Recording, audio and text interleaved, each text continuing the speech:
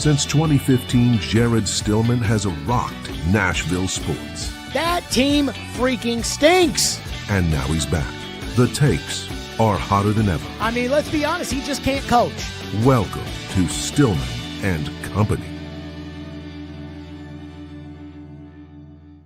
Stillman and Company on the 440 Sports Network. Of course, your home, and of course, the Stillman and Co. YouTube page. Like and subscribe. I did see somebody before we jumped on the program today. Trent said almost to 2,000.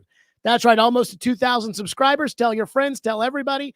Again, get in here, subscribe, like, etc. And, of course, we're across all digital platforms. Also, somebody said, good afternoon, Still Billy Nation. I know that the term Still Billy was something that Paul put out there. You know, obviously kind of as a derogatory term. I think I'm going to steal it. I think that's going to be our new daddy gang. That's going to be Still Billy Nation.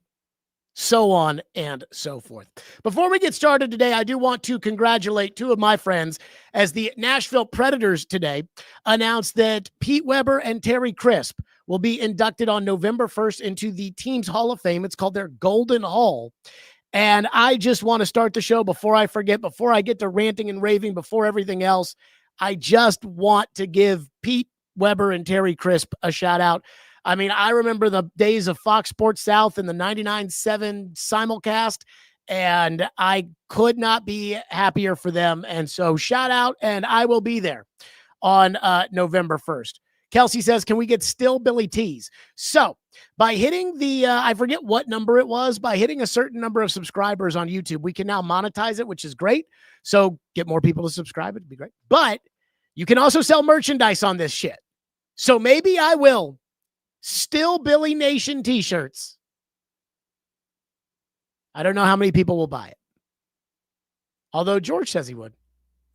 So let's start with the surprise press conference and the news of the day that the Tennessee Titans put out there when head coach Brian Callahan, who usually does not talk on Tuesdays, got up in front of the media. And when I saw that, I knew he was going to be giving up the play calling, which is why about 30 minutes before he got up there, I sent out a tweet and I said, I don't give a rat's ass who calls the plays for the Titans.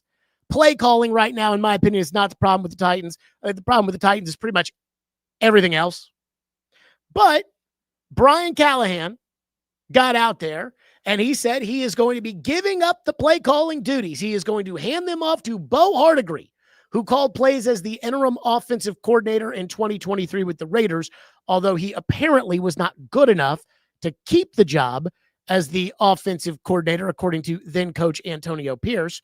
But it came as zero surprise to me that this was going to happen when I saw that Callahan was going to be speaking today, because he signaled yesterday he'd be willing to make a change. And this morning when I woke up, I saw a lot of the local talk was about, hey, Callahan says he might give up the play calling. What do you think? What will this do? What does this mean? What could this? And I have to tell you, this is not a big deal to me. Now, to you, it may be a big deal that Brian Callahan is giving up the play calling, that one of the things he was hired to do, he is not going to do any longer, at least for the foreseeable future. So maybe you can say, hey, this was a problem. Like, this was a problem, and now he's going to fix it, and this is a big deal. I don't think it's a big deal. And I just have zero passion in the play calling discussion. Because, again, I don't think that the play calling is the problem. I think the problem with Brian Callahan's coaching is knowing the rules. Something that, again, is binary. Either you know the rules or you don't. He didn't. I think the problem with Brian Callahan is holding people accountable. Again, he says he holds Jeffrey Simmons accountable, but then Jeffrey Simmons goes out there in the first game and gets a 15-yard penalty in a crucial moment. Do you really hold him accountable?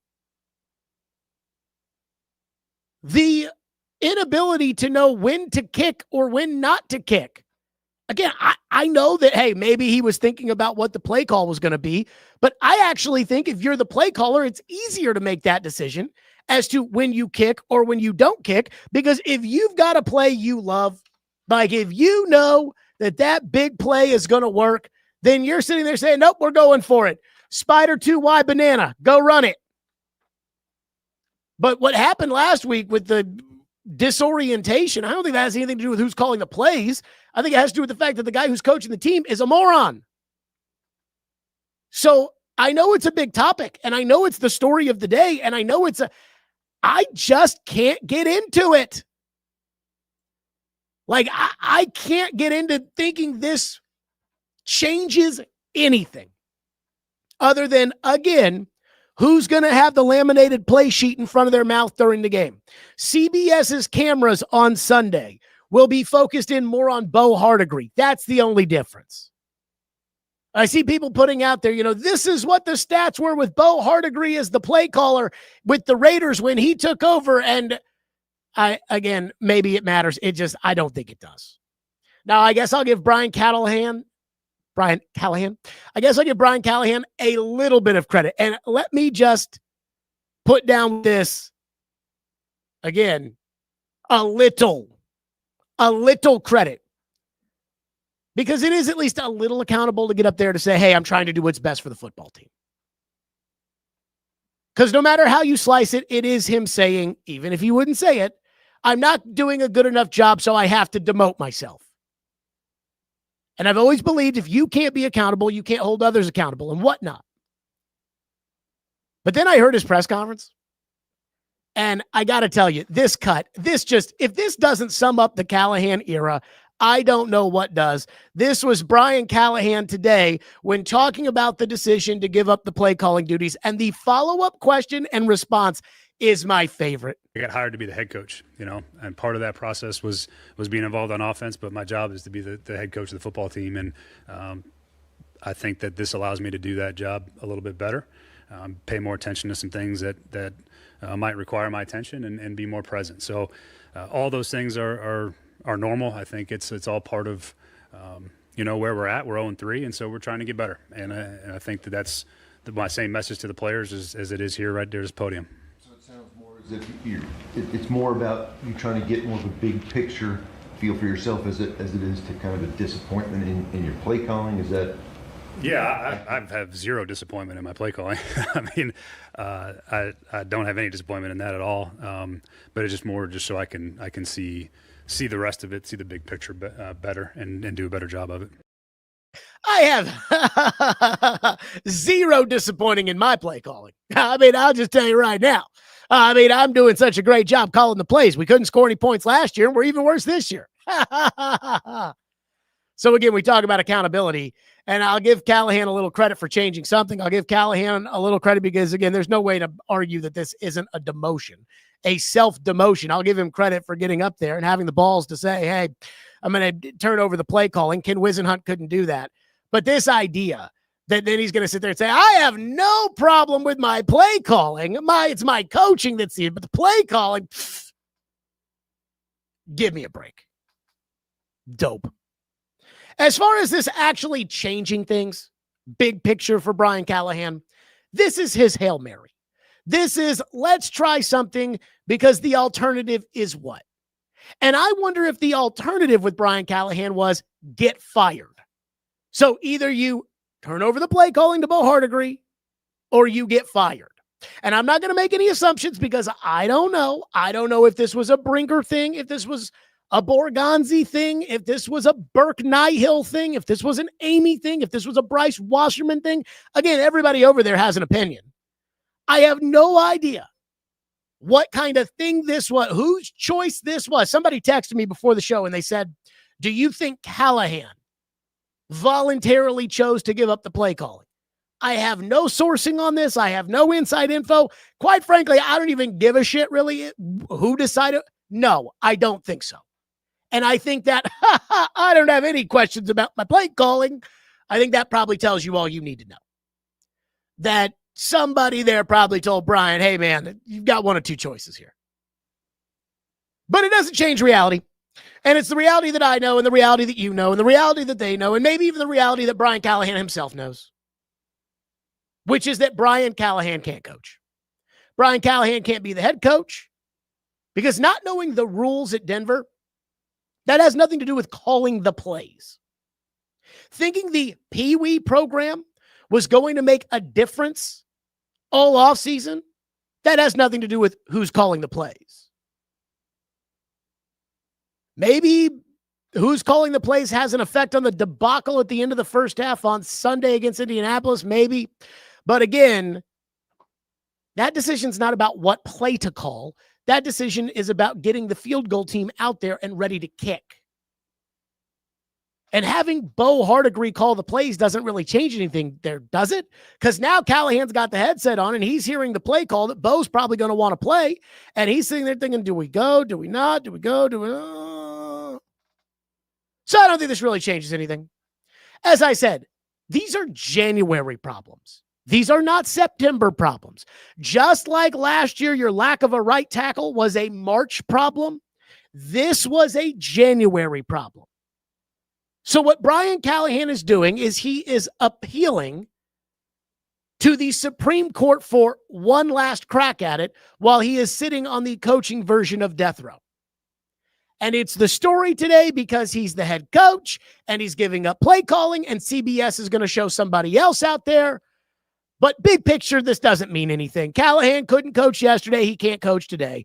It doesn't change reality. You're not going to the playoffs. You're not going to the Super Bowl. Callahan's not going to keep his job much longer anyways. So, again, I know it's the big story, and I know people are going to talk about it, and I know there's going to be, and I could probably get more clicks if I spent the whole time, but it's just not that big of a deal to me. Now, what I do find kind of fascinating about this is, in the mafia, the term when somebody makes their bones is when somebody, commits a murder for the mafia. For instance, Rocco made his bones by shooting Paulie in the back of the head after Paulie sold out Vito to the Tatalias. Leave the gun, take the cannoli. And I think I made my bones 10 years ago when I actually asked then Titans head coach Ken Whisenhunt if he'd give up the play calling. And Whisenhunt brought it back to me and was like, what do you think I should do? And I said, I think you should give up the play calling. I'll never forget two interactions that came of that. One was Terry McCormick behind me going, shh, like, how dare you criticize the 3-win coach of the Titans, Jared? Like, easy, Terry, it'll be okay. And I say that with all due respect to Terry, but I'll never forget Terry being like, shh, don't tell Ken Whisenhunt what to do. He's the great Ken Whisenhunt. And the other thing was Floyd texted me that night, and he said, you got balls. So it has kind of come full circle for me. Again, that was the big story then with that terrible coach who couldn't win a game. And this is the big story now with this terrible coach who couldn't win a game. And it's who's going to call the plays. And quite frankly, then I'm not sure it would have mattered much who called the plays or who didn't. So that's the first thing. Speaking of 10 years ago, maybe I'm wrong when it comes to my perspective on life. I've never claimed to have all the answers. But a lot can change a man in 10 years. 10 years ago, I was 25 years old. 10 years ago, I gave a rat's ass who called the plays. 10 years ago, I was hosting the Stillman and Callahan show for, I think, like one more week before Tom Callahan went back into hockey. I was single. My dating life could have been a little better. But in hindsight, I was pretty content. I lived in a 2-bedroom apartment off of 8th Avenue. I was staying out till 4 o'clock in the morning on weekends. Had never had a gummy or tried weed in my life. And I would go out with the boys and I'd rip shots and I'd get fucked up. Yes, with that delicious Fireball whiskey. Well, now I'm 35 and I'll be 36 later this week. I have a kid. I have 2 dogs. I have a family, a house with a fence. I couldn't even keep myself awake for the Monday night football game that went down to the wire between what I think are 2 good teams. So I guess now, 10 years later, I'm an old pawpaw. And one thing I felt about in getting older, and maybe you all, as you've gotten older, have felt this way too, but I feel like emotionally, when it comes to the big stuff, I've been through so much in the last 10 years that I think it's kind of humbled me. That no matter what good happens, we always know there's going to be some sort of heartbreak attached to it. Whether it was the death of my radio partner or the loss of relationships, the gains, the ups, the downs, the friends, the parents. I've had friends that have lost their parents. As we start to enter into middle age, our parents are getting older, just real heartbreaking, depressing shit.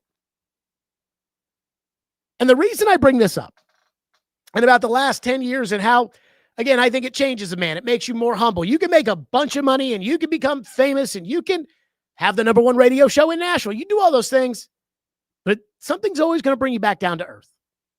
And the reason I bring this up is because 10 years ago, I was adamant that Ken Whisenhunt had to go as head coach of the Tennessee Titans. And I was the one who was leading the chorus, banging the drum.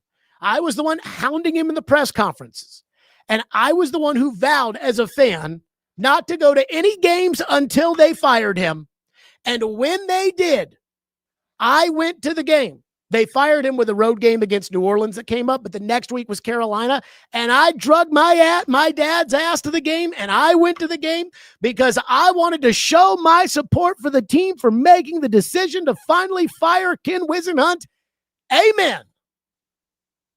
Well, 10 years later, the Tennessee Titans are in the exact same spot. The team is awful. The roster is bad, though not as bad as that 2015 team. That team had Antonio Andrews at running back. The team had drafted a quarterback with the top pick. They had Mariota, who was taken second. This team obviously has Cam Ward. And yet, it is a complete and total shit show. And it was that way 10 years ago. The coach has no clue what he's doing, doesn't know the rules. He's not getting this team to play up to their ability for him. He's not helping a young quarterback. And yet, for some reason, I just don't have that same desire or passion for Brian Callahan to get fired that I had for Ken Whisenhunt 10 years ago. And I don't care who calls the plays. I'm not upset. I'm not even angry that Brian Callahan is still the coach today. Even if I were the owner of this team, I would have fired him on Sunday night. I'm just not that worked up about it. I care way more about the PR director that got fired during the offseason and how stupid I thought that was than I am about whether or not the team fires Callahan in the middle of the season. And I don't know how you feel about it, but I'll tell you how I feel about it. I'm a little surprised by that. I think Callahan needs to go. Again, if I own the team, I'd fire him because nothing he does works. And quite frankly, I think he's incompetent. And I feel like there needs to be a message sent if you're the owner of this team that is, okay, we're not putting up with this crap. But the fact that they haven't done it, the fact that we don't know when it's going to happen or if it's going to happen, I'd be shocked. Given the trajectory of this season, I'd be shocked if they wait till the end of the year. Maybe it's after they lose in Houston because we know how important Houston is to the Adams family. Maybe it's after the Vrabel game, though. I would be shocked if she would give the great Mike Vrabel the benefit of satisfaction of him being the guy who ends the coach who replaced him. But I don't know when it's going to be. Maybe it's the end of the year. I don't know. But I'm not concerned with when it's going to happen or why it's going to happen or how it's going to happen, or it just doesn't affect me. 10 years ago, I lost my shit over Ken Whisenhunt on a daily basis. And now I'm just kind of indifferent to it. And I have been trying to figure out the reason for that. Why was I every day on the radio to fire this coach? He's ruining Mariota. This coach, he's got to go. This coach, he's the worst. And now I'm like, yeah, Callahan's got to go. But the fact that he doesn't hasn't really changed my life at all. So I've come up with theories as to why I'm not as worked up about the current coaching situation as I was with the one 10 years ago. Because let's be honest. Everything in Titanland right now is legitimately as bad now as it was then. In fact, it's pretty much the exact same situation Remember before that season, I asked Floyd, just again, getting to know him. I didn't really know him. I was working. I said, hey, Floyd, the Titans going to be good this year? We don't have a right tackle. Well, this team is rotating John Ojukwu and Oli Udoh at right tackle. So I guess they don't have one either. So here are my theories as to why I'm not as worked up as I was in the past. Number one, in my experience covering the NFL, which is now, 12, 13 years? In my experience of covering the NFL, firing the head coach in the middle of the season does very little, especially for teams with really bad rosters. The 2015 Titans fired Ken Whisenhunt. They were 1-6. They finished the year with Mike Mularkey as their head coach at 3-13. Mike Mularkey was a good coach, and it still didn't really make a difference. The team was awful. The coaching staff was awful. And again, even bringing in a real coach who had an idea of how to fix the problem, because he did fix the problem, didn't change the trajectory of that lost season. Again, like I said, these are January problems, not September problems. So there's a part of me that feels like firing Brian Callahan wouldn't change the trajectory of this season. It would just get rid of Callahan. Just instead of Callahan getting up there after the game saying something stupid and us all being like, oh, damn it, that's an idiot.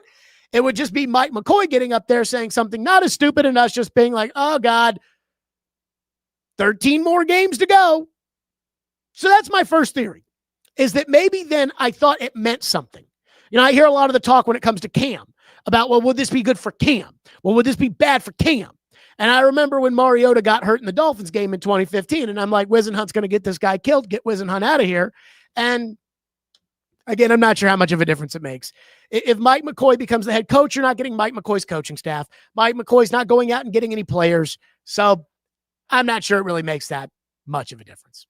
Number two, as I laid out yesterday, the real problem around here, it's Amy. This team had massive organizational issues before Brian Callahan showed up. And if they keep doing the same stuff, they're going to have massive issues after Brian Callahan leaves. And hiring boobs like Rand Carthon and promoting them, or retaining boobs like Brian Callahan, or hiring a general manager to work under Chad Brinker, who I don't even think is qualified to run the Titans, is the real issue. So you fire Callahan. Yay! Now what? Oh, Burke Nihill and Chad Brinker get to go find a coach. Boy, I'm really excited for that coaching search. Remember, it was Burke Nihill who went on 104.5 and said, we thought we did a good job with our coaching search, but after seeing Brian Callahan at his first training camp, we know we crushed it. Yeah, how's that working out for you? And again, Brinker was part of the Callahan group, that decided on the coach. He was part of it. So Amy lets them hire a coach. No good coach is going to want to come work for 15 bosses for the Titans. And so now Adam Stenavich is the next head coach of the Tennessee Titans. And then we'll just change the cycle of blame, and it'll be Brinker and Borgonzi that everyone gets mad at. And the cycle doesn't change until Amy realizes, I need to hire one person who is qualified to be the head of the football operation, and that person runs football. That's the only way you save the organization. So if you fire Callahan, great. But then if you continue along the same trajectory, which it feels like she will, then now Brinker's hiring Adam Stenavich. And maybe Adam Stenavich is Bill Walsh. I don't know. But I really hate relying on the Titans to get it right, with the broken clock theory being right twice a day. Number three, if the last couple of years have taught us anything, it's that Amy and her cohorts are not going to change. She is not going to, and she is not going to listen to and empower good football people. She's going to listen to her son-in-law, no matter how unqualified he is.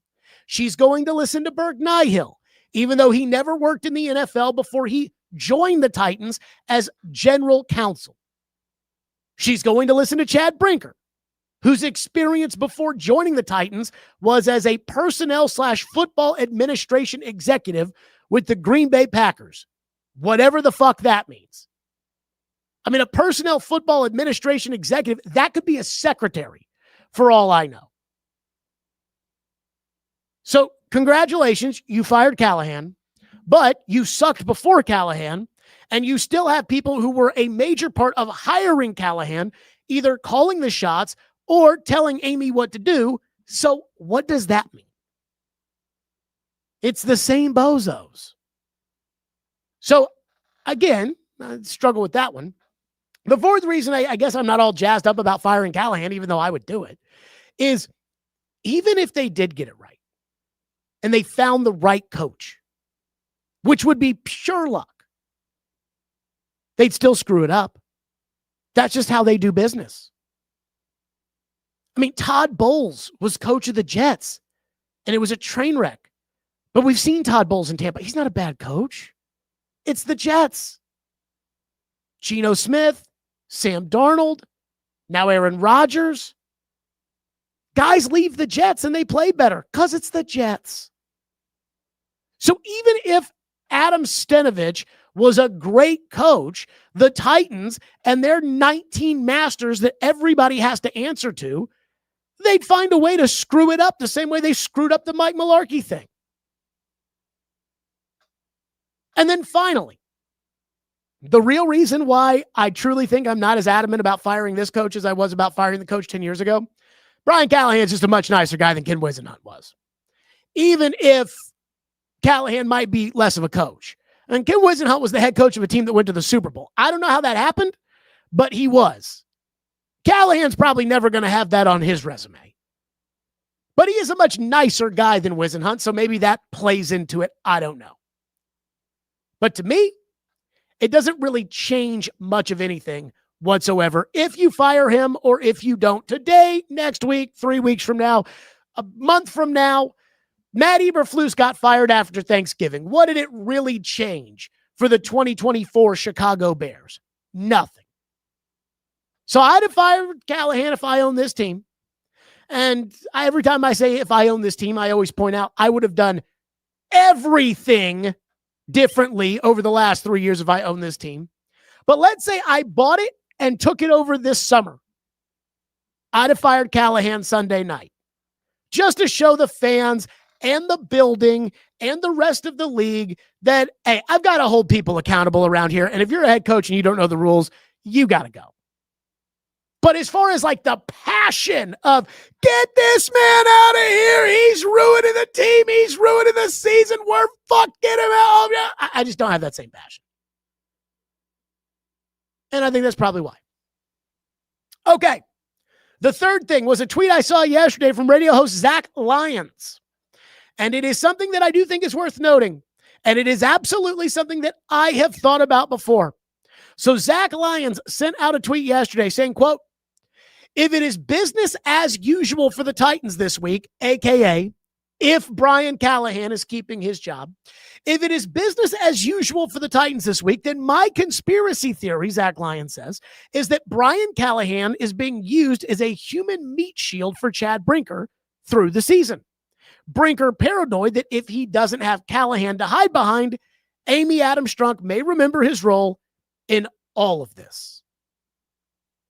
Let me say this. As far as Zach Lyons is concerned, ding, ding, ding, ding, ding. I think this kind of checks out. Now, Amy owns the team, and because Amy owns the team, if the owner of the team wants to fire the coach, then whoever works for the owner has to carry out her wishes and fire the coach. But I have no doubt that Chad Brinker knows if Brian Callahan gets the boot, he knows he's next. And I think this ownership decision-making group, because again, they're not all in ownership. The son-in-law is in theory in ownership, but he's technically not. Burke Nihill, not in ownership, but he's in the decision-making group. Adolfo Birch, I think he's general counsel. I think he's in the decision-making group, to be honest. But again, I don't think he's some sort of big football guy. So the Titans ownership decision-making group, they are very online. Hi. And I think that may have more to do with the kids than it does with Amy, but that entire decision, they're very online. They're very into what the fans are saying. They're very into what the fans are thinking. And I think that's partly why this team is headed down the toilet, because they got too online about Isaiah Wilson and Caleb Farley, and they fired John Robinson when the guy was winning. And Chad Brinker, as far as the fans are concerned, he is absolutely next after Brian Callahan. That's how it works in this league. It's always cyclical. Somebody is getting the blame today, and somebody who gets a free pass gets the blame tomorrow. Coach, quarterback, general manager. Every time. Remember Mularkey and Robinson and Mariota, and how Mike Mularkey and Terry Robisky got all the blame for why Marcus Mariota didn't develop into a star? Nobody once, with the exception of Robbie Stanley, nobody once ever had the idea that maybe Mariota wasn't very good. It certainly wasn't me, who was sitting there thinking, maybe Mariota's not very good. So the assumption amongst the fans was it had to be Mularkey and his archaic coaching philosophy, run the ball, that was holding Mariota back. That was what the fans thought. I mean, I remember everyone was talking about Mike Mularkey is leaving the Maserati in the garage. Granted, 3 years ago when the Titans decided to run the ball every play with Derrick Henry, none of us had a problem with that, but I guess we did when Mike Mularkey was the coach. So Mularkey gets the boot. Matt LaFleur comes in, and all of a sudden now everybody's mad at Marcus, because that's the cycle of blame. Mularkey was the coach. It was all blame Mularkey Robisky. Robinson got no blame. Mariota got no blame. Matt LaFleur comes in. Now the blame's on Marcus. Robinson and Vrabel. Everybody's like, it has to be John Robinson's fault. Mike Vrabel is making chicken salad with that terrible team out there. Yeah, that terrible team of Taylor Lewan, Ben Jones, A.J. Brown, Ryan Tannehill, Derrick Henry, David Long Jr., Danico Autry, Harold Landry, Jeffrey Simmons, Kevin Byard. Yeah, that really shitty team with no good players. But it was all one guy's fault, and that's the cycle of blame with fan bases. And then after Robinson got the boot the next year, it was all Vrabel's fault. Let Rand cook. And it's like, I mean, give me a break. Like, I'm sorry, but give me a freaking break when it comes to that cycle of blame. But that's how it works. And I'm just going to tell you, Cam will not get blamed until there is a new full-time head coach. When there is a new full-time head coach, then Cam Ward will get some of the blame. And the way the fans talk about Mike Borgonzi, it is always positive. The draft picks, it's like, great job, Mike Borgonzi. I.O. Manor and DK and great picks. And nobody around here ever says, great picks, Chad Brinker, because this fan base has zero respect for Chad Brinker. Now, let me say this about Brinker.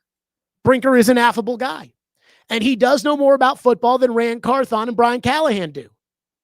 But the saying whoever gets the narrative out there that he's done, I think that's going to hurt him. The fact that he's been beating the drum for Rand in a positive way and Callahan in a positive way, and the fact that he was hired by Rand. So Zach Lyons is right. It would be wise for Chad Brinker to let Brian Callahan take all the bullets in this world, because no matter what Amy tells him, he's next. Because if there's anything we've learned about her, number one, they love you today, but they will not love you forever. And number two, they listen to the fans, and Brinker is next on the list. So we have a little breaking news. This is according to Jordan Schultz. The Titans are trading Jarvis Brownlee to the Jets in exchange for a 2026 late round swap per sources. So a 2026 late round swap. That tells me they just wanted to get Brownlee out of here. I can't imagine what that's like saying, okay, the Titans are trading Brownlee and a 7th, and they're getting a 6th. Again, that's according to Jordan Schultz. I mean, look, we talked about our everything but Cam must go sale, and I'm not going to shed any tears over the loss of Jarvis Brownlee. But let me just say this, a late round swap, those are not the players we're talking about when it comes to the everything but Cam must go sale. And if late round swaps are what's going to come of this fire sale that the team should have, I got to tell you that I'm not sure I totally understand here. So maybe there was some sort of off the field issue, coaching staff issue. I mean, look, Jarvis Brownlee went to Louisville. The people that know him, that I know, seem to say really good things about him. So I'm not going to get too convinced one way or another that it is something until I hear that. But if it was Brownlee for a 4th next year, but if it's Brownlee and a 7th for a 6th, then there had to be something said to a coach, something said to somebody that caused that. Who knows? Okay, time to bring in Chad Withrow from Outkick. Yesterday, he said on his show that he thought it would be time for the Titans to euthanize Brian Callahan and make a coaching change. So, Chad, you join us with the breaking news that the Titans are trading, according to Jordan Schultz, Jarvis Brownlee for a late-round pick swap. Has the fire sale begun?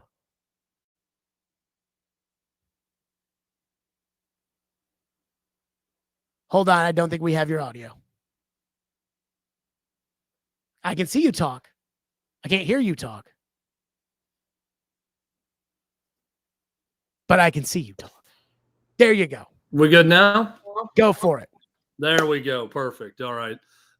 It's kind of like what you wanted, right, Jared? The everything but Cam must go sell. So here's step one in that. Look, I think what UCLA did with Deshaun Foster is they decided pretty much well before the season started, this guy was in over his head and that they needed to do something 3 games in after losing 35-10 to New Mexico. I think the Titans, people around Brian Callahan, fully knew he was likely in over his head all offseason going into this season. They get around a campfire and sing Kumbaya in preseason and do some weird things. They get out there. He doesn't know what a catch is in game number 1. He admits to not knowing what a catch is the next day. And then 90 seconds later, backtracks and says, oh, no, I know what the rules are. I just misspoke in the press conference. Well, which is it? And then you get out there in game number 3 with a chance to, first off, go for it on 4th and 1, show a little bit of confidence, give your team a little bit of swagger or edge. Don't try to attempt the field goal, but you get 2 timeouts and you can't get the kicking ball out there to attempt a field goal. Real bad. Real bad. And I think the Titans knew in the offseason that he was in over his head, and they certainly know that now. And I think you put the guy out of his misery. And I heard your first segment. I disagree. I don't want him around these players any longer. I don't think it's good. I think you've got a couple of guys who can come in and be an interim coach and reset things a bit and just treat this first 3 weeks like what it was, a nightmare that hopefully you can wake up from and get out of at some point. It's not going to happen overnight, and the Titans have a lot of different moves they need to make. But I do believe that it starts with firing Brian Callahan and doing so yesterday. Do you think that they'll pull the trigger after they lose to the Texans in Houston? Yeah, I think they're going to pull the trigger midseason. But again, I would argue, why wait? You know, what's the point in waiting around? We all know it. Is there a single defender of Brian Callahan? Is there a defense of him and anything he's done? Yeah, we can point to the roster and we can point to some other things that have gone on. But bottom line is he has been wildly inept at his job. So I don't like this wait and, well, let's see if he can win it. Let's see how bad it is against Mike Vrabel when he comes to town and all that. No, we've seen enough to know enough. The guy is not the answer. Get him out of there. And I just keep going back to the only hope with this franchise. Well, the first big hope would be that Amy Adams-Strunk sells the team, but we know that's not going to happen. So I do agree with you that what needs to happen is you hire someone with experience to run football. And that one person is the one vision of the team. And then that person goes out and hires the next coach, and everyone gets aligned. And there is a consistency of purpose with the Titans organization that we have not had probably since the early days of John Robinson and Mike Vrabel together, really since that run to the AFC Championship game. It started to fracture at that point, and right after that, it has not been the same since. Everybody's been on a different page. Everyone is serving their own master in all of this. No one's in it for the same reasons. No one's on the same page to move forward with the Titans. But what every Titans fan can agree with, Jared, is that they want Cam Ward to succeed. If you want Cam Ward to succeed and you want to show him that you believe he is a franchise quarterback, I keep going back to not going for that 4th and 1 and the message that sends. You're the Titans. You've got nothing to lose. It's 17-6. They just missed a field goal. You could get a little momentum going, go down and try to score a touchdown. At least show your team some sort of belief in them, because we know the play calling's been bad. We know the game management's been bad. You got to at least show them something. They didn't do that. It's past time for Brian Callahan with the Titans. I got to say this. I'm looking at the YouTube chat right now. Like, Kyle in Shelbyville is as diehard of a Titans fan as they come. Somehow, some way, Kyle got my cell phone number. I don't know how, but he would like text me when I was on vacation and say like, "Hey man, why haven't you been on the radio?" And he says in all caps, "Fuck this organization." So I have to ask you this. What do you make of the Brownlee trade? The people in the YouTube chat are pissed about this. I mean, he's a starting corner. According to Jordan Schultz, it's a late round pick swap for Brownlee. I do think everything must go. I do think there should be a fire sale, but I'm saying like there should be a fire sale where you get rid of Jeffrey Simmons and get a 1st rounder back, or you get rid of Tony Pollard and you get a 4th rounder back, not trading a young starting player who's under contract for the next 3 years for a late round pick swap. Yeah, I know that he's had some attitude issues also, which I don't know how much we should care about that, given this regime isn't going to be around much longer. So if you've got disrespect towards his coaching staff, what does it really matter? Maybe it's a lack of professionalism is what they're seeing, and that's why they want to get rid of him. Look, I'm with you. I want to get as much possible out of Jeffrey Simmons. I don't think that's a 1st-round pick in return. I mean, we've talked, Jared, a lot back and forth about how the guy's not a leader. I mean, he's the one screaming at the fans at halftime when they're booing. I mean, there's video of him. I saw Channel 4 put it out of he's yelling, "Boo me, boo me." And he's going out towards the fans and, screaming at them to stop booing at one point. I'm thinking, dude, worry about things that matter. Fans have every right to boo. They should be booing your ass in this game. Everybody should get booed. And you're sitting there getting defensive and, yeah, boo me, trying to fight people in the stands. Just not what you want around. So I want him to get rid of anybody with any value right now that's a veteran player, get picks in return, and completely reset this thing. But also what I don't want is to sit with Brian Callahan and let this thing fester week after week after week where no player believes in him. And look, I'm the first one to say this roster has earned very little, right? They don't get the right. They don't have the clout to have some sort of locker room revolt or talk about how they're not going to listen to the coach or follow the coach and all that. They don't have the right to do that. They're not good enough to do that. But the one thing you don't want to do to anyone that's paid to play the sport of football in the NFL is show them as a coach that you were standing in the way between them and success, whether that be for their own contract or for the team's success. And that's what Brian Callahan has done time and time again. He doesn't know what he's doing. He's in over his head. He should have been a career assistant coach and not a head coach. I think he fully realizes this now. If you gave him true serum, he'd probably admit that. And I think everyone else in town knows it, and certainly the locker room knows it. So when that fact is reached and that conclusion is drawn, you got to get rid of the guy because it's not going to help any of these young guys to keep him around any longer. So you think that this Brownlee thing goes hand in hand with Callahan kind of losing the team?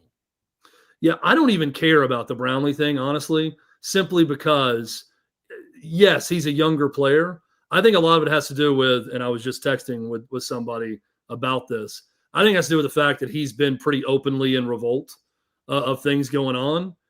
And honestly, Jared, I don't know that that's a bad thing right now for a young player if you're in revolt of this coaching staff. Like, I get that you're paid to listen and be a pro and all that, but goodness, I mean, this is really bad for the Titans. People laughed, and some actually looked at the numbers and agreed with me. You could make an argument that Brian Callahan's the worst coach in NFL history that got a second season. Mhm. That's into their second season. He's got the same record as Ken Wisenhunt with the Titans. Ken Wisenhunt got to a Super Bowl with the Cardinals. Urban Meyer was worse, and he had incidents off the field. He got fired in year 1. Steve Spurrier, he was 12-20 through 2 years. He was much better, and he was terrible. Bobby Petrino, worse, 3-10, left before the season was over. But of guys that got that second year, Greg Schiano won 11 games in the NFL. He had players saying it was like playing in Cuba, playing for him. He's better than Brian Callahan. The incompetence drives me crazy for someone that's reached this level and is a head coach at this level. Your job is to put your players in some position to succeed and not screw it up along the way. And this guy has screwed it up repeatedly. If they were to fire Brian Callahan, which I think they will do, and they'll make Mike McCoy the interim coach, but big picture, as a Titan fan, Chad Withrow, should I have any faith whatsoever that Amy and her decision-making group, whether it's Kenneth, Barclay, the son-in-law, Bryce Wasserman, Burke Nihill, who has no football experience, the decision group, Brinker, how likely is it that they just fuck up again? Highly likely. Jared, I don't know. It's weird right now where the Titans are because I think they need a standard football operations department led by one person that everybody can trust, that's a pro, that's been around it, that's done it, that you can kind of follow his vision. I also think it's sort of a time to think outside the box if you're the Titans. I'd talk to Clark Lee about being the head coach, quite frankly. I listen to that guy talk, and I'm like, that's a guy who's good at running an organization, and he's a good football coach. I don't know that he'd leave Vandy for the Titans, but I'd talk to him about it. He's had success in this city. He's from this city. And I'm not saying that's some sort of prereq for the next coach, but point being, it's time to take the gloves off, to have an actual self-assessment. If you are Amy Adams Strunk, Burke Nihill, who got booed mercilessly on Sunday at the game when Mike Keith's getting honored, everybody's got to take a look in the mirror and figure out what's gone on and how can we make it better. And the first person that has to do that is Amy Adams Strunk. I don't know if she's willing to do that or not. If she is, and she hires someone that's good to run football, and I know she wants to win, right? Everybody wants to win. Fans want to win. Players want to win. Coaches want to win. The owner wants to win. I don't doubt her desire to win. I do doubt her ability to make sound, sober, rational decisions. And don't think that what I'm saying right now is some crazy, hysterical reaction to one thing that I've seen. I think it's a very sound, sober, and rational decision to fire Brian Callahan right now and save this rookie quarterback from trying to do anything else under him and moving forward with a pro. Mike McCoy's a pro. Was he great with the Chargers? No, but he wasn't terrible. He's been a head coach before. He knows how to do it. He can come in and be that. He can be that that substitute teacher that comes in that, actually has respect from the students. Usually it's time to watch a movie and go to recess all day when the sub is in. I think Mike McCoy comes in. It's like, okay, things feel normal now with him around. And it feels like we're actually being put in a position where, hey, we might not be as good as the other team, but we're not going to beat ourselves time and time again. By the way, speaking of Burke Nihill, I heard some tea that apparently when he got booed by the fans, and apparently it was loud and just merciless, I heard that there were people who are still working in that building today that enjoyed it, that were like, good. And I was like, what did they, because the boos I really felt were more for Amy than they were like for Burke directly, but he represents that. I was like, so those people are unhappy with ownership? No. They like Amy. They were just happy to see people inside the building were happy to see Burke get booed. That's what I heard. Don't know how true it is, but that's just what I heard. Yeah, look, I think a lot of people would like to see their boss get booed. That's not exclusive to the Titans or anything else. So, yeah, I think there's probably a world where certainly that happened. I mean, I've talked to Burke a few times, met him. He's a nice enough guy. He doesn't need to be running football. He should have no hand in what happens on the football side of things. He's put in an uncomfortable spot where he's kind of thrust out there to do Amy's bidding for him. And that's part of the job description, right? I mean, he took it. He knows the deal. She's not going to speak. She's not going to take the heat publicly. So he's in a position to have to do that. So he's the one out there introducing Mike Keith on his day. And that's not his fault, but it doesn't need to be Burke Nihill around the football side of things ever. I don't know that he'd admit that or not, but that's the truth of it. And I just think along the way, Jared, we talked a lot about this. The Titans just lost their way. I mean, I think you look now, Mike Keith is a great example. I'm watching Mike Keith get honored, and I'm thinking, damn, was it fun when he was a part of it. Damn, did I believe that guy loved this state and loved this area and loved the Titans and was a pro about it consistently.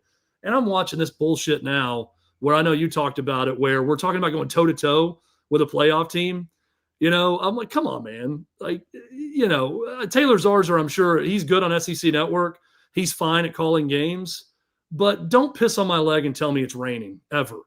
And that was just a bridge too far. Mike Keith could get away with some of that happy talk because we knew where he was from and what he was all about. But even he would never step out that far after that game. I'm thinking, what are we going to say next? Hey, congrats on going toe-to-toe with a team that didn't punt the first 2 weeks. Great job.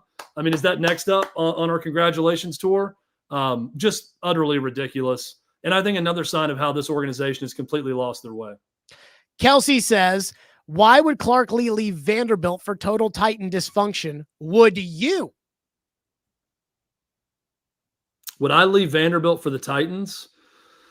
I would leave Vanderbilt for the Titans, but I didn't go to Vanderbilt, and I don't have the attachment that Clark Lee has to Vanderbilt. So, yes, I would leave Vanderbilt for an NFL head coaching job. The question is, would Clark Lee? I don't know. I mean, I honestly do. There is a world where he stays. Look, I think with everybody, you know, everyone's quick to assume Lane Kiffin's going to jump to Florida when they hire Billy Napier. I don't know that that's true in this world of NIL and college football. He's had a ton of success at Ole Miss. He's going to continue to have success at Ole Miss. He can get great players at Ole Miss. They have money to spend at Ole Miss. So maybe he stays. Clark Lee could be saying the same thing. Hey, we are a college football playoff contender right now. I don't think they're going to get there, but they're in it right now.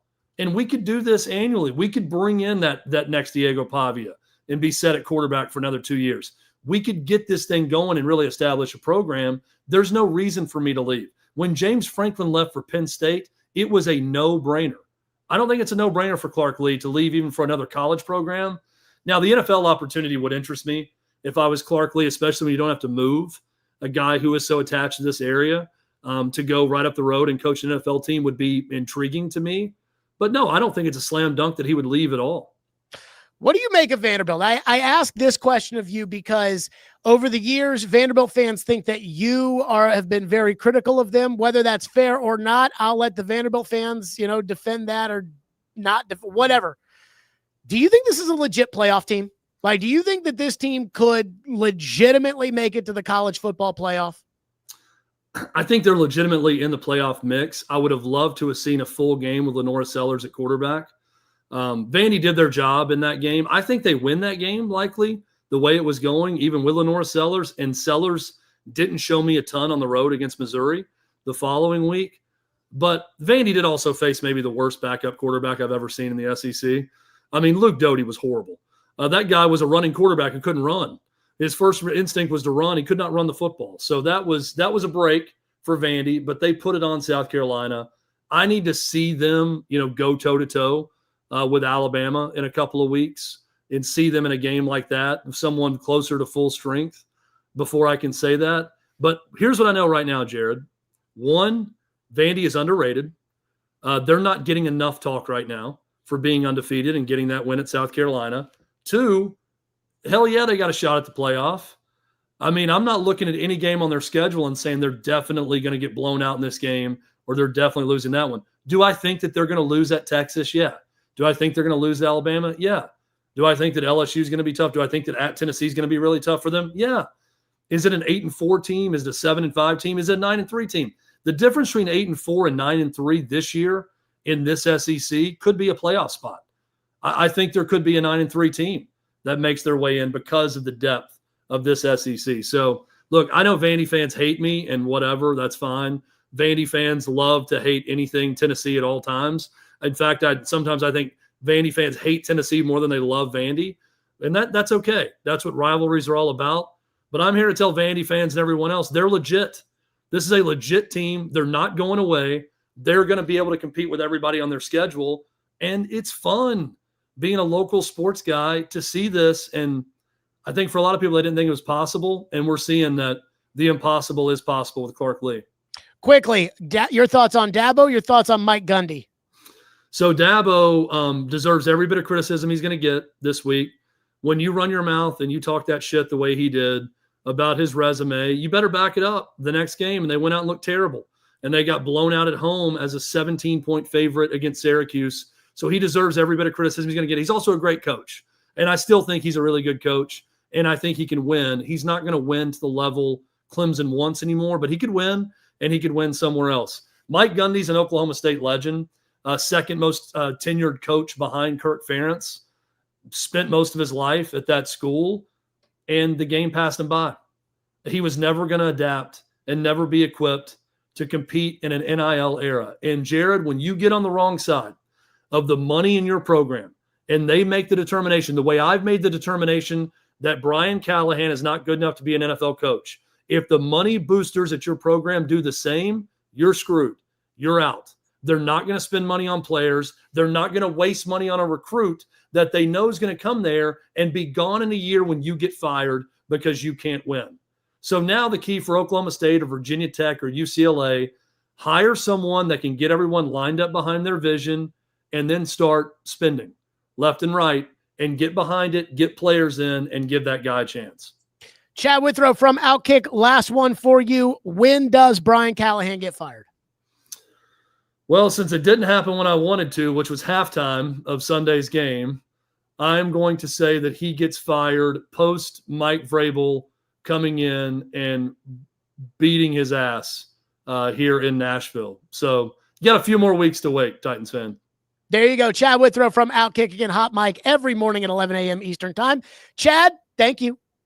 Always fun. Thanks, man. Yep, Chad Withrow joining us on the program. Okay, the breaking news that, again, we're getting to, the Tennessee Titans have traded, according to Jordan Schultz, cornerback Jarvis Brownlee Jr. to the Jets for a late-round pick swap. And I got to tell you, when I said that the Titans needed to have an everything but Cam must go sale, I wasn't talking about Jarvis Brownlee Jr. Not that I think that Jarvis Brownlee Jr. is as good as Titans Twitter made him out to be. You know, Titans Twitter was like, let Rand cook Jared Jarvis Brownlee. He's Deion Sanders in the 5th round. And I was like, okay, easy there. Like, easy. I think he's a fringe starter. Like, if you're a good team, he's not a starting corner. But I think he can start at corner, and you can survive with that. And considering that your other guys at corner all stink or are L'Jarius Sneed, I figured, hey, if you're trying to build a core for the future, Brownlee might be a part of that group. Again, thinking about guys that if the Titans are going to be good in 2 or 3 years, who are the guys that are going to be any good? Who are the guys that are going to be on this team? Obviously, Cam Ward is going to be on this team. Titans Twitter has already decided that Alec Iomanner is a wide receiver 1, which he is not. To me, he profiles as kind of a 2 or a 3, but fine. Iomanner, he'll be there when you get good again. You ought to pray Dan Moore and J.C. Latham will be there when you get good, because then you don't have to go spend any more resources on tackle, and you're paying Dan Moore a bunch of money, and that money doesn't go away. You're paying J.C. Latham, first round top 10 pick money, so you hope that doesn't go away. Who else? Who else? Who else would be premium position players that are already on the team that you won't have to go find, you won't have to go get somewhere else? And to me, Brownlee was one of those guys. Not because I think Brownlee's very good, but Brownlee was one of those guys because I just figured that, hey, he's under contract for the next 3 years. He can start if you have to, so put him out there. But I guess not. And I do think, again, I thought he was overrated by Titans Twitter. I think he's a fringe starter. Kind of like Tajay Sharp was a fringe starter as a receiver, but when you sucked, it was good to have Tajay Sharp on the team. I don't, again, if it were, hey, the Titans are trading Jarvis Brownlee Jr. to the Jets in exchange for a 3rd-round pick, I'd say, great, good, knock yourself, yes. But according to Jordan Schultz, this is a late-round pick swap that the Titans are getting in exchange. I'm not sure I understand that. But you know what it does mean? It does mean that the Titans, I think, are headed to a fire sale. Like, I think that they are on their way to tear this shit down, which is what they need to do. But again, late round pick swaps, that's not going to turn you into a good football team. By the way, Juan brings up Peter Skoronski as a core piece.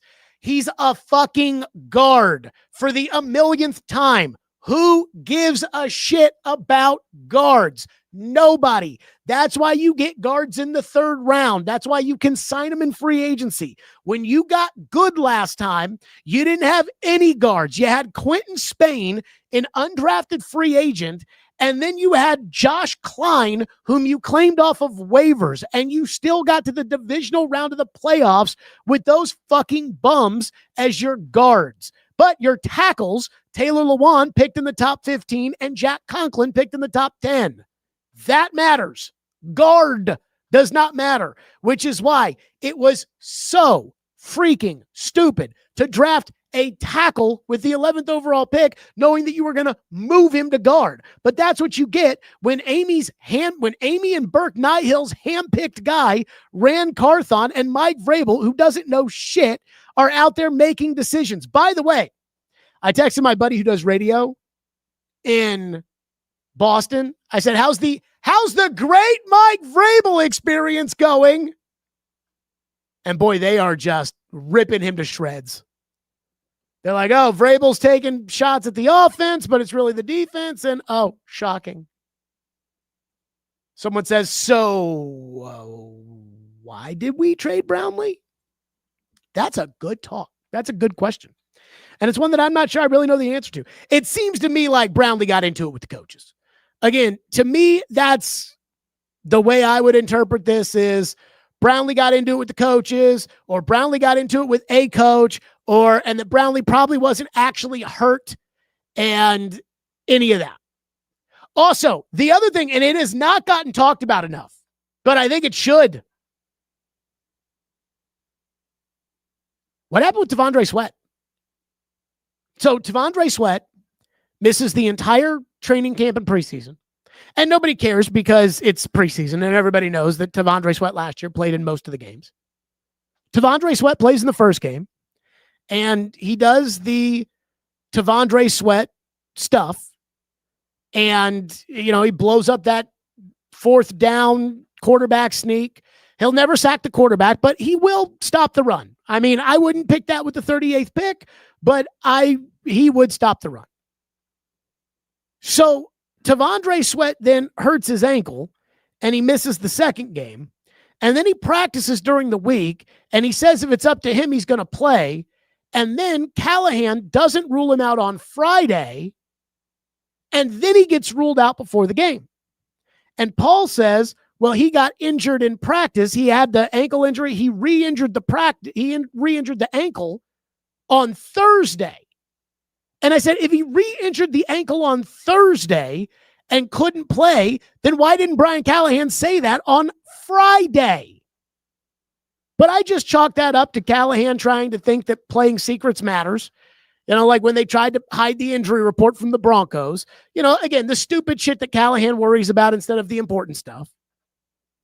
And yet, now that the Brownlee trade has happened, and I would argue that Brownlee probably wasn't hurt if that was the trade they made, I am kind of looking now at the Sweat thing saying, was he actually hurt? Is T'Vondre Sweat actually hurt or not?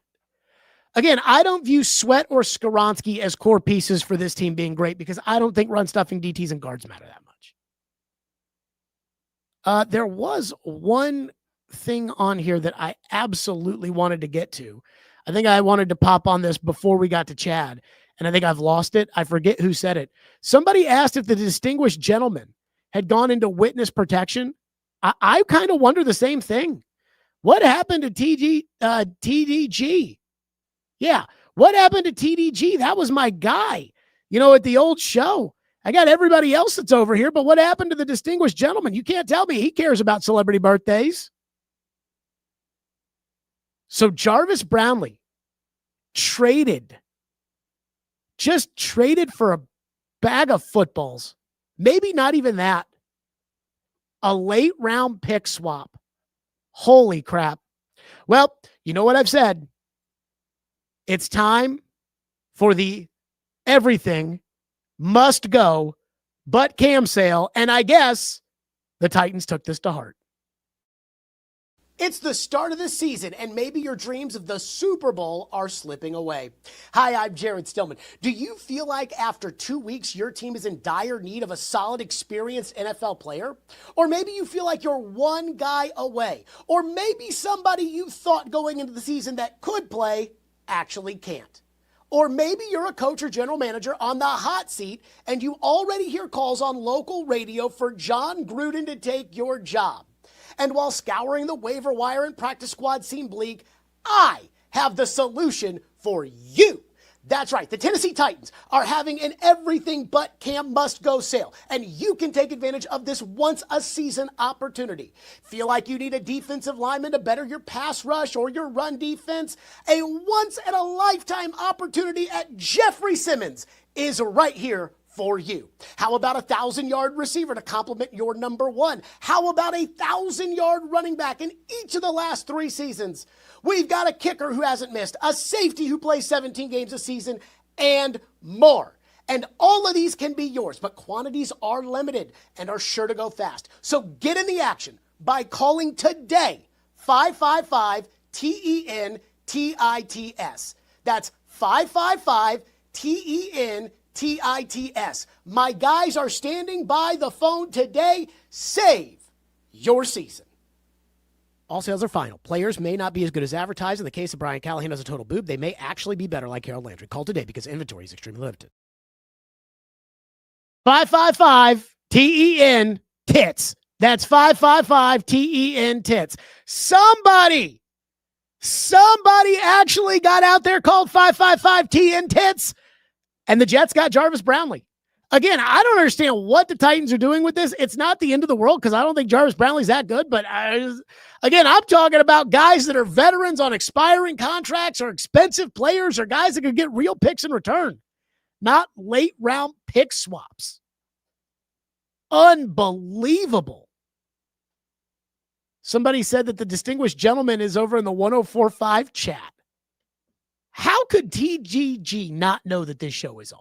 I'd be shocked by it. His algorithm has to be, I don't want to sit there and say it has to be me all the time, but I'm sure his algorithm has to have some of this come in here. I think Jude hits the nail on the head, saying, I'm not saying that Brownlee is phenomenal. It just doesn't make any sense. I agree. Unless Brownlee got into it with a coach, and maybe that'll come out. Oh my God. You got to be fucking me. So Jay says in the YouTube chat, again, I can't check this stuff in live time unless I start saying, hold on, guys, let me go over to somebody's page. So Diana Rossini is reporting that the deal for Jarvis Brownlee Jr. is it's Jarvis Brownlee and a 7th for a 6th. The fuck kind of trade is that? Oh my God. He must have gone into Amy's suite and said, F you. Or he must have slept with somebody he wasn't supposed to sleep with, or he must have done something. Because that's just give it away. That's just giving him away. That's what you do when you don't want to pay a guy. This is a starting player at a position where you got bums. This is a starting player, albeit not a good starting player, but this is a starting player on a rookie contract. Holy crap. It's like if the Titans were to deal Jeffrey Simmons, and let's say they got a lesser return in exchange for Jeffrey Simmons. Let's say it was a third-round pick for Simmons. I think that you could probably get a first in all seriousness for Simmons, but let's say it was a third.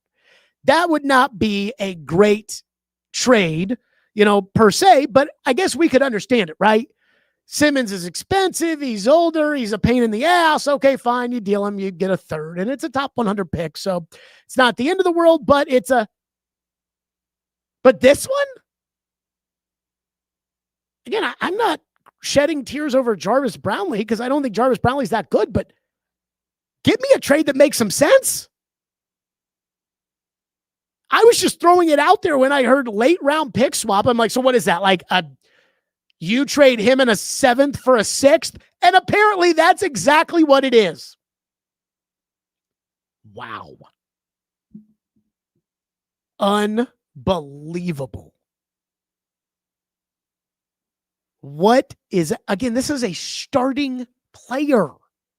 He may not be a good starting player, but he's a starting player.